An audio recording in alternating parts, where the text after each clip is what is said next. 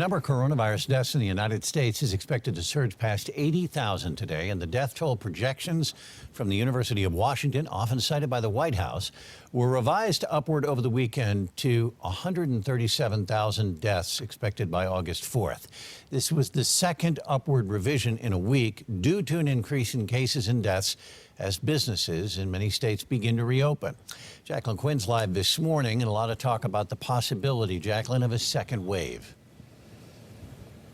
Alan, if you take a look at the picture around the world right now in cities in South Korea and China, they are seeing cluster cases pop up. But really what physicians are worried about is what could happen later this year. According to some in the medical community, monitoring this pandemic, numbers could rise later in the year when flu season is also in full swing. That may put a strain on resources. Of course, things have to reopen at some point.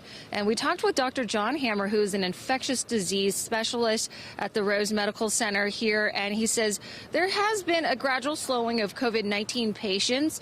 He tells us about one a day versus the peak a month ago, which he saw 5 to 10 cases sometimes, and he gave us his thoughts on the near future.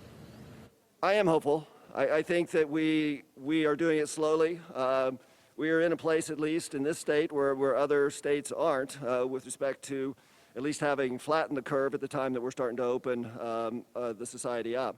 As long as we closely monitor the flow of patients, new cases, and again, as long as we ramp up testing, contact tracing with effective isolation and quarantine procedures, we should continue to be in a good place.